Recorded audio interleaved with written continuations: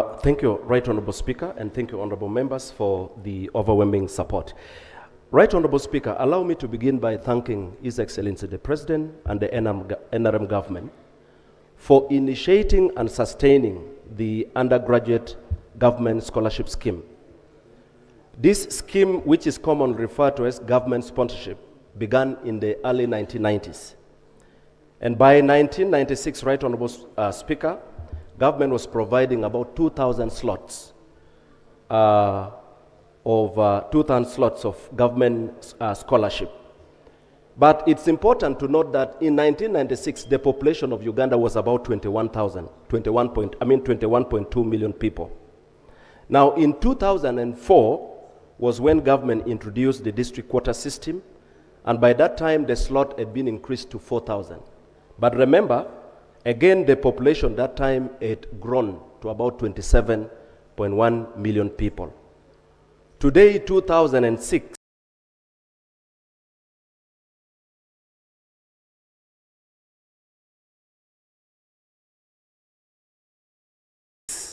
the slots have remained stagnant at 4,000 when the population of Uganda is hitting 50 million plus. And the number of students who sit yearly, for example, last year alone, the number of students who sat A-level was 165,172 compared to only 59,329 in 2004. So you can see the difference by over 100,000 students who sat last year. And when the district quota system was, 2004 when it was introduced. And so, Right Honorable Speaker, I would ask this question that, don't we think there is need to consider the population growth and increase the slots for government sponsorship from the current 4,000? Secondly, as I conclude, Right Honorable Speaker, all the records indicate that majority of the students who qualify for this admission are majorly drawn from schools that are said to be performing much better, and most of these are congested in the urban centers, as I had indicated. And so schools like from Kabong, from Koboko, from Madiokolo, from Kisoro and elsewhere have to struggle, and you can imagine the schools that are concentrated in the urban centers. I will not mention districts and cities, but majority of this school, you may find one school alone producing students admitted on government up to about 80 or 100, just one school. But there are regions in this country where they cannot even produce 50.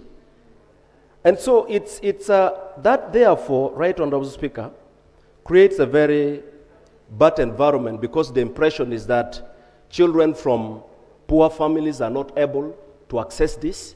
And so it appears as if we are trying to reward the rich and segregate those from poor families. And so, Right Honorable Speaker, my prayer is that this is supported for the good of this country and for the good of the future of our children. Thank you very much. Thank you, Honorable Mapenduzi. Second, Honorable Batom Korian.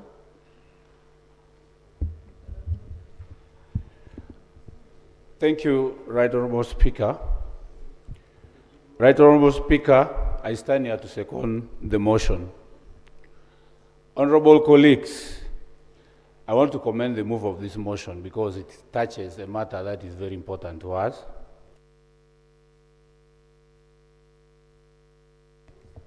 It's about education.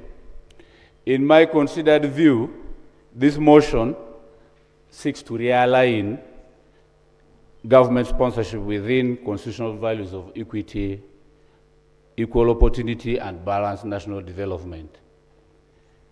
Right Honorable Speaker, my support for this motion is founded on about 3 issues.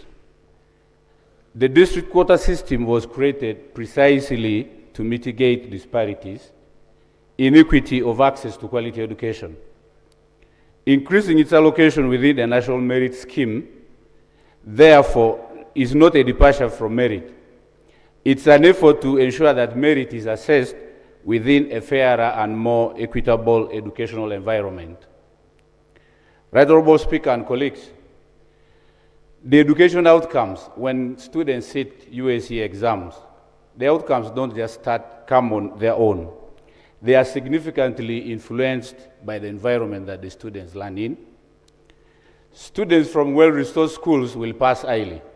And now if you consider admission based on national merit, it means most of the students that will be in this category of merit will be from those well-resourced schools, compared to those that are under-resourced.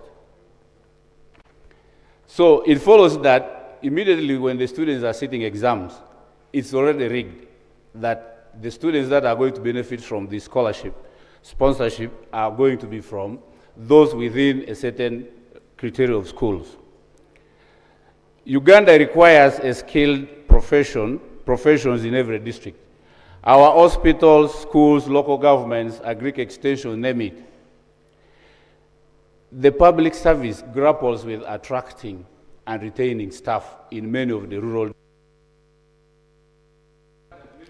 Honorable switch on and conclude. Thank you. Many of the districts, for example, if you counted how many schools, how many districts have qualified district engineers, there will be less than 20 out of the 140-something districts.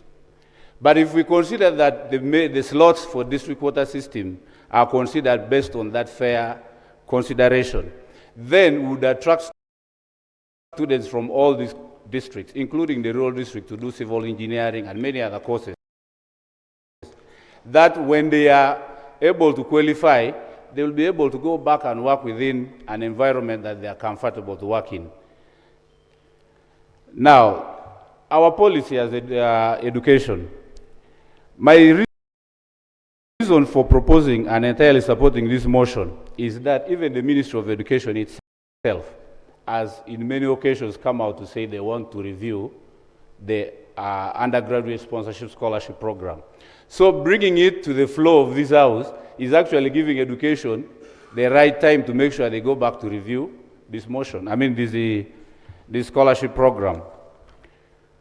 And in my conclusion, Right Honorable Speaker, public confidence on our education system, especially the merit-based admission system, is very low.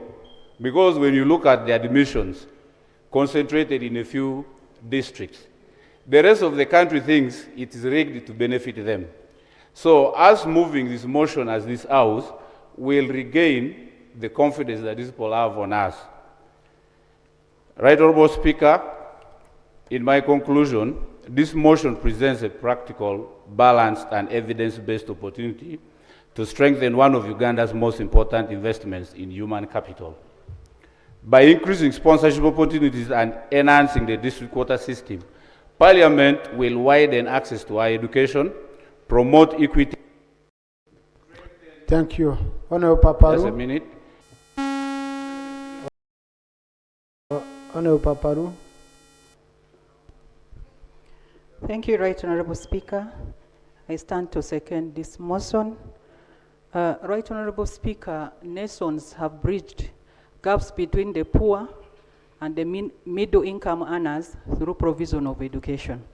Uganda has moved strides by introducing USE, UPE. Now the access to higher institutions is limiting beneficiaries from the rural or poor communities.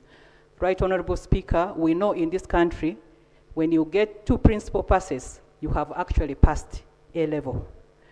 But for the poor, even if their students get 2 principal passes, they cannot afford to pay their students under private scholarship.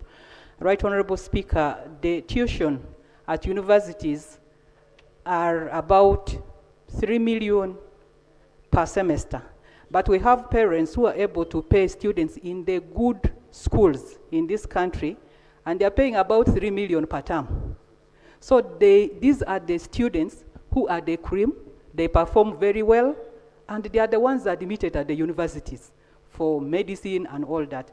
When you see the courses for which students are admitted under quota system, Right Honorable Speaker, you will realize some of these courses are courses that are not highly marketable.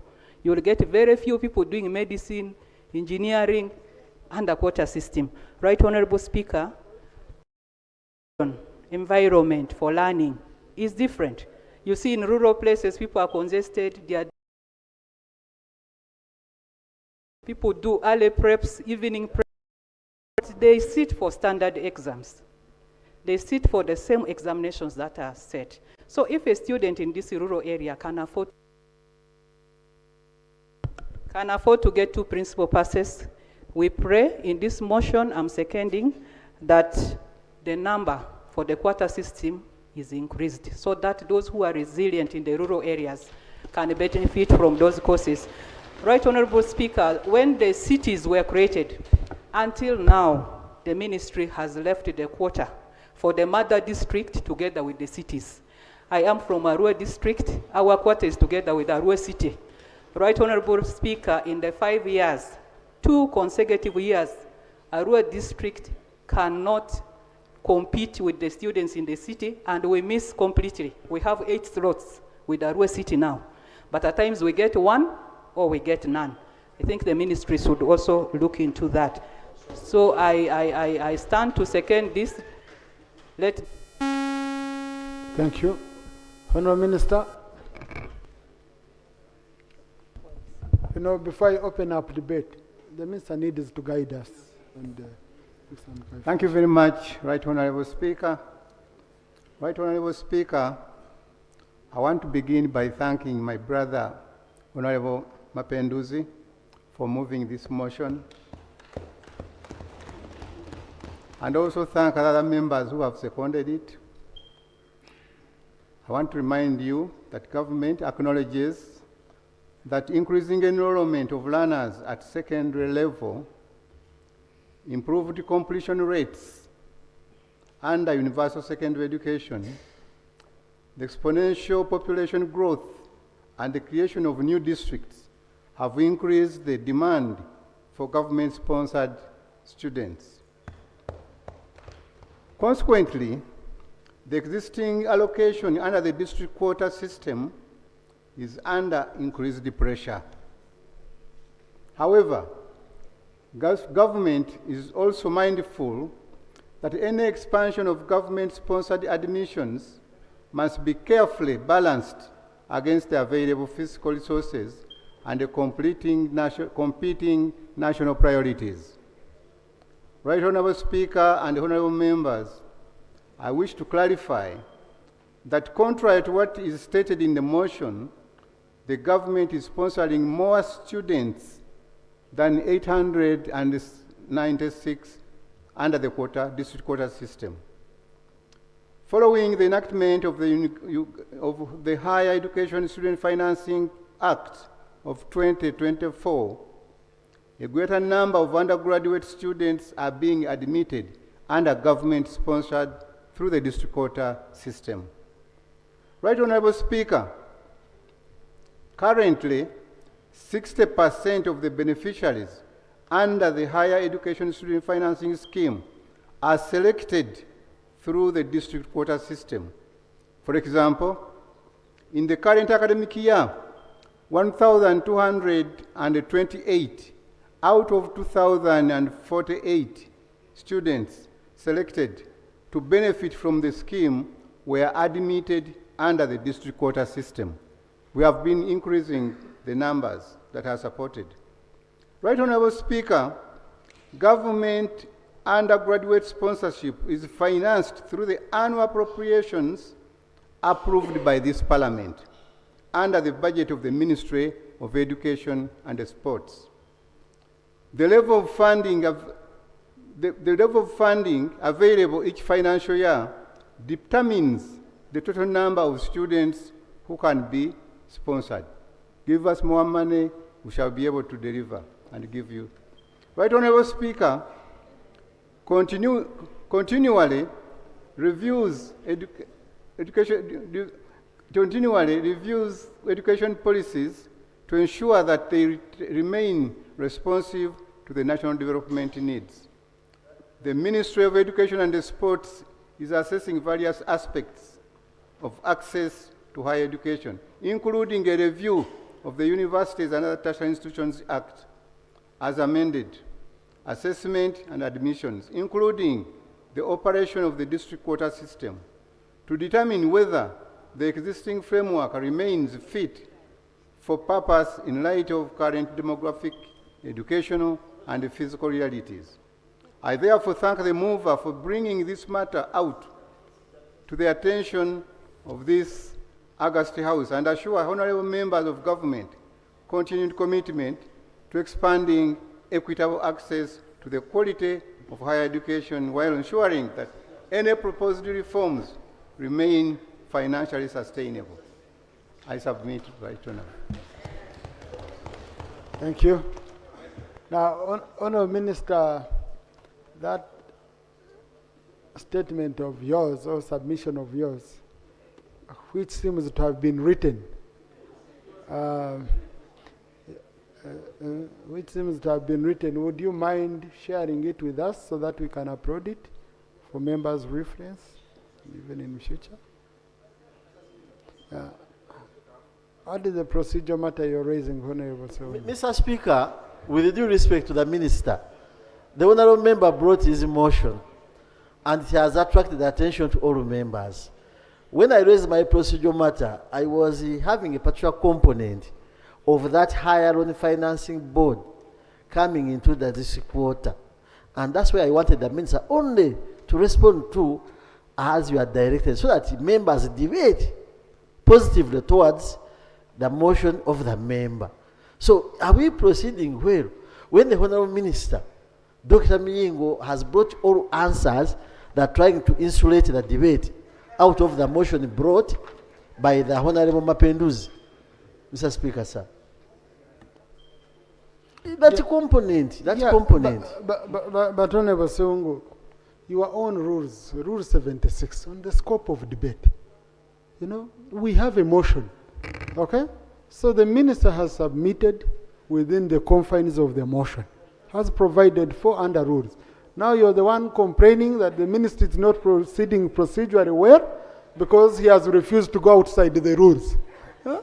You know, no, scope of debate. So what if he's uncomfortable? So for now, let us remain within the scope of debate as provided for under Rule 76. Honorable Ndezi, then Honorable Lola Kanushu. Right on, Speaker. On members, this is a very important and brilliant motion. It is grounded in Article 32 of the Constitution on affirmative action and other relevant provisions of the Constitution enacted to address imbalances which exist in our society. When talking about this motion, we are talking about leaving no one behind. I passionately love these issues and therefore support this motion very strongly. Right on, Speaker. The motion is very nice. It specifically mentions the three categories in the first, second, fourth, and fifth paragraphs: district, sports scheme, and special needs education. However, right on, Speaker, in the last paragraph, a very important paragraph, the one calling for action, two important categories have been left out. Which categories have been left out?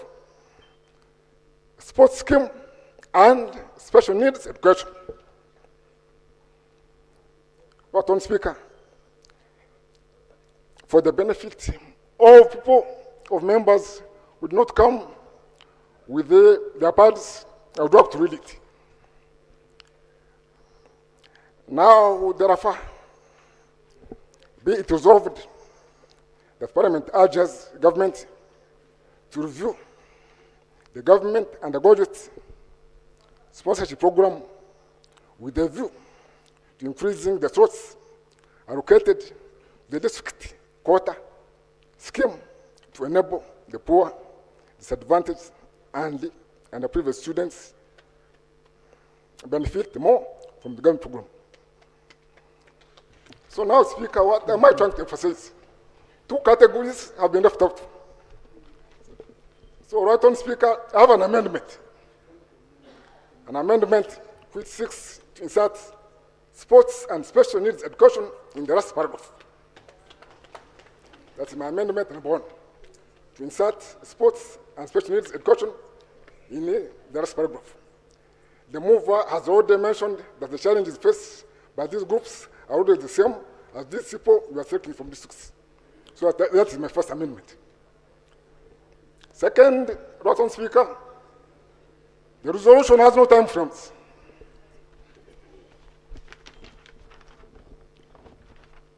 Since the resolution has no time frames, follow-up and the accountability will be a problem. Therefore, I propose to add the following. The review should commence this financial year, 2026-2027. That's my second amendment, Dr. Speaker. The review should commence this financial year. Last amendment. We want to give the Minister responsible for education the responsibility and the opportunity to come and report to us on the progress of the review. Therefore, I have the following amendment.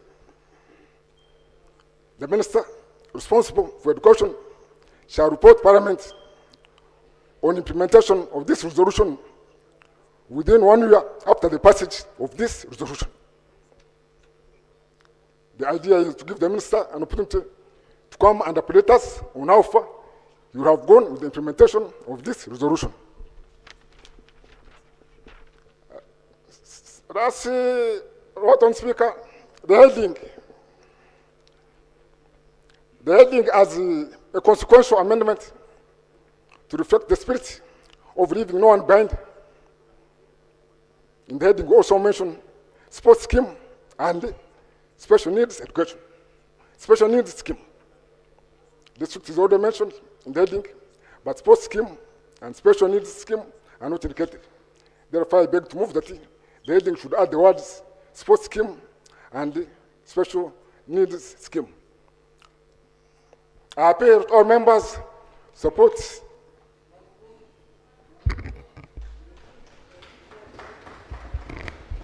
Thank you, Honorable. And this may be for guidance. And I just want it clear. You see, colleagues, action taken reports are clearly provided for under our rules, Rule 229 of our rules of procedure. And it gives 60 days for the minister to report back. But the member is being generous by saying we give 1 year. Okay?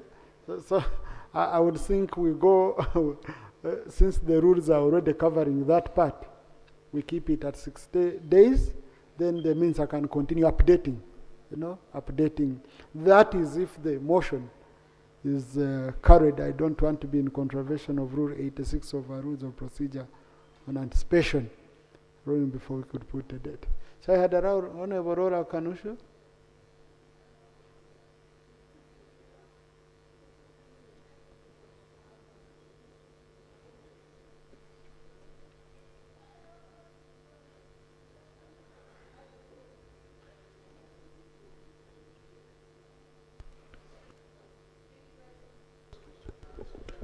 Thank you, Right Honorable Speaker. Let me first say my name because it's my maiden speech. My name is Laura Kanushu. I'm the National Member of Parliament for Persons with Disabilities, but also my colleague was asking me why I'm putting up my hand. It's because the rules allow me, because I'm a person with disability. I just want to start from where the Honorable Ndezi has stopped, that we see at the beginning of the motion. I want to commend, of course, the Honorable Mapenduzi for that motion. At the beginning, we talk about special needs, but somewhere we lose it. I think that we need to make that amendment. But I also want to say that from the time the affirmative action program started, the persons with disabilities have been at that number. It would only be fair that this parliament, as we approve this motion, we are cognizant of the fact that there can never be a vulnerable student more than that with a special needs. And if there are people who need the sponsorship at the universities more than anyone else, it is the students with disabilities. So we cannot afford to leave them out, but we also need to increase the number. Lastly, Mr. Speaker, while we talk about rural schools, I think we should also be specific and say public schools or government schools. Because I don't think that a poor person can take their child to, for example, Kampala parents. And therefore, if they are able to take their child to Kampala parents, they are able to pay at the university. But the children who go to the public schools are the most needy ones. So I'd like for us to emphasize that the children who be given more priority should be those children that go to the UPE schools and the USE schools. I beg to submit. But Thank you. Honorable Aurora, I just want to get you clearly there. We have in the villages some private schools that are cheaper than government schools. In the villages, and parents cannot afford public schools, UPE, so-called UPA or USA schools, but they can afford those of private, especially church-based, faith-based. How would you handle? Right Honorable Speaker, I think I would be advised by the Minister in that regard. Yeah, sure. Thank you. Sure. So colleagues, I want to take advantage of one of us who has so much experience in this sector, Mr. Bruce Barawa, who has been at Makerere University Council. And I know when this district quota system came, you and Javira was at Makerere but a basa. So you were just receiving money. When we don't have it, you chase us. And this one was on council where they were discussing. Thank you very much, Mr. Speaker. Mr. Speaker, I want to join the colleagues in thanking the Honorable Mapenduzi for thinking through this idea.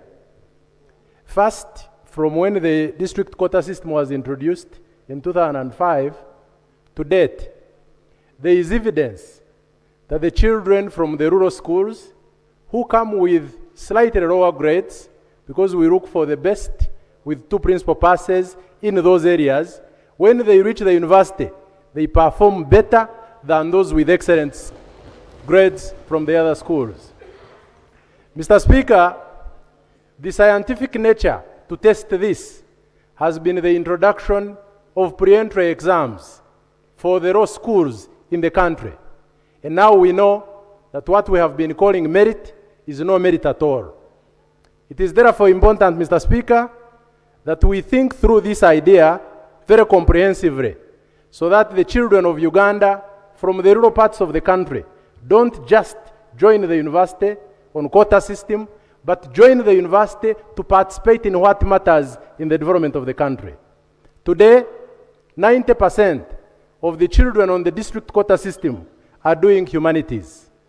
It is therefore important that as Parliament discusses this matter, there is an amendment to include a 50% share of whatever will be for the district quota to be for sciences. Mr. Speaker, the Honorable Mapenduzi did indicate very accurately that the number is 896 of students today. The list is available. We can submit it when it is required. And what the Minister is talking about is additional measures to carry the district quota are actually students who borrow money and will pay it back when they get jobs. So we cannot confuse that to be government sponsorship. Mr. Speaker, the science component and the district quota need to be given percentages. Today, the district quota system is for 25% and the national merit for 75%.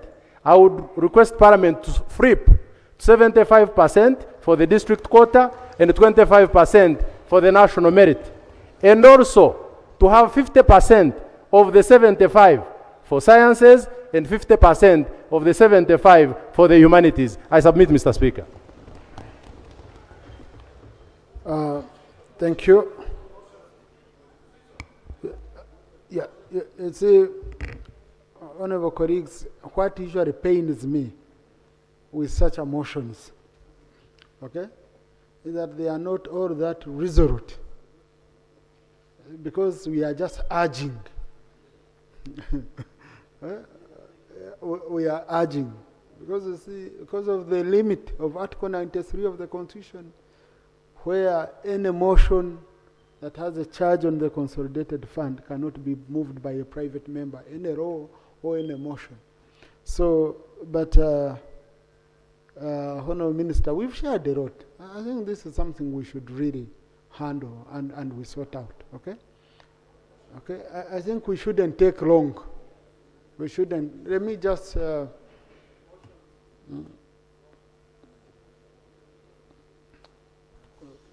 we shouldn't take long. Thank you very much, Right Honourable Speaker. I've taken note of all the issues that have been raised, and we take note of even the recommendations. We shall look into it, and as money or resources allow. Thank you. Honourable colleagues, I now put a question that a motion for a resolution of Parliament urging, you're hearing the word, urging government to review the government undergraduate sponsorship program with a view to increase the slots allocated to the district quota system be approved. Those in favour say aye, and to the contrary nay. No, I put a question, allow me to review, because there were some amendments, I'm sorry. Okay, just let me recommit it. Yes, thank you for being alert. Honourable colleagues, this is urging, even if you bring that amendment. Honourable colleagues, I put a question that a motion for a resolution of Parliament urging government to review the government undergraduate sponsorship program with a view to increase the slots allocated to the district quota system with the proposed amendment be approved. Those in favor say aye, and the contrary nay. The ayes have it. Now, congratulations, Honourable Mapenduzi, and thank you very much, honourable colleagues. Clerk, extract the resolution and the Hansard with the very, very clear amendments and forward it to the Minister. Honourable Minister, this is, you can see you already have support cutting across on this issue, that the children of the rich do not continue benefiting. On this, someone comes from a school where they are paying 8 million, and you hear now government is sponsoring them on a course of 3 million. For God's sake, that's, okay? That's not good, especially with the meager resources. Next item. Item number 8 on the other paper. Item number 7 on the other paper. Motion for a resolution of Parliament to express gratitude to His Excellency the President of the Republic of Uganda, Yoweri Kaguta Museveni, for the clear and precise exposition of government policy contained in the State of the National Address to Parliament of Uganda on 4th June 2026.